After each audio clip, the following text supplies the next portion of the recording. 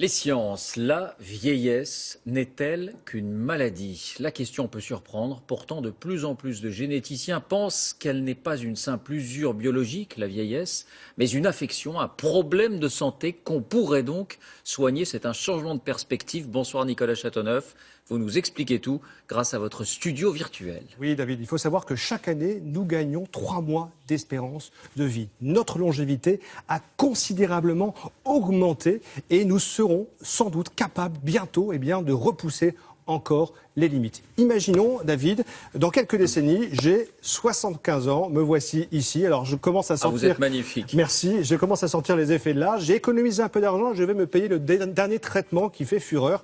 Et en quelques semaines, on voit mes tissus vont se raffermir, mes muscles aussi, j'ai plus d'énergie, je rajeunis autant à l'intérieur qu'à l'extérieur.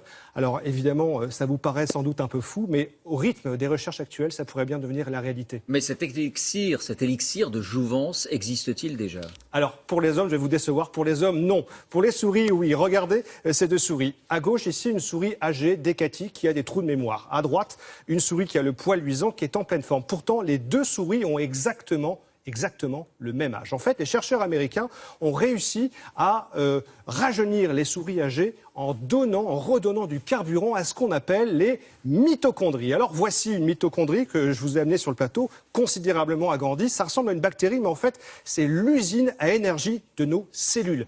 Résultat spectaculaire, parce que si on transposait en fait ces résultats chez l'homme, on passerait de 60 à 20 ans. De quoi sont faits ces remèdes contre le vieillissement? Alors en fait, il n'y a pas une seule molécule, mais plusieurs thérapies qui répondent en fait aux différentes formes du vieillissement. Je vais vous montrer quelques exemples. Alors prenons d'abord ce qu'on appelle les cellules souches. Voici un corps qui est endommagé.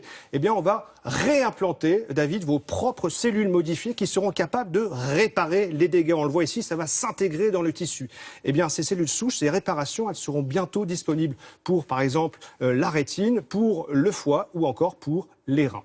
Deuxième piste, on va empêcher nos cellules de vieillir. Et là, direction leur noyau, là où se trouvent nos chromosomes. Voici un gros chromosome qui porte nos gènes. Au fil du temps, les extrémités que l'on voit ici raccourcissent jusqu'à entraîner la mort de nos cellules. Là, l'idée, c'est en fait de protéger ces extrémités avec des enzymes. Alors, vous pensez également que c'est de la science-fiction. Je vous vois venir. Mais regardez cette femme, David. Elle s'appelle Elizabeth Parrish. La voici.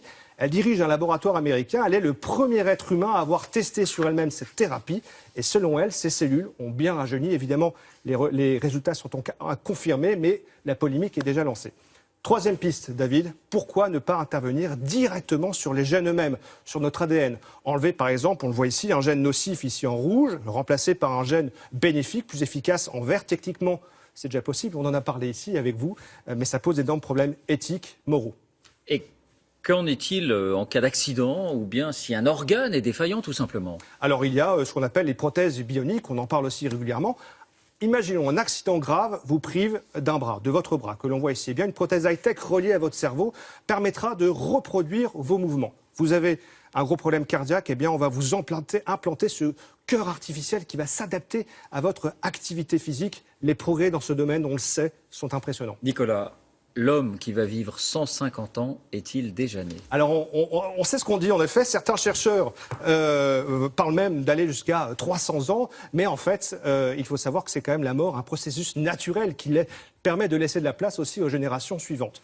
Je vais vous donner un exemple. Aujourd'hui, il y a 7 milliards d'habitants sur notre planète en 2016. Si nous prolongeons leur vie jusqu'à 150 ans, eh bien, en l'an 2300, nous serons 25 milliards d'habitants sur cette planète, dont un peu plus de 3 milliards à peine aura moins de 20 ans. Donc ce sera un monde du troisième âge. Pas sûr que ce soit souhaitable. Merci Nicolas et rendez-vous, disons, dans un siècle pour savoir si vous avez vu juste. Pari tenu.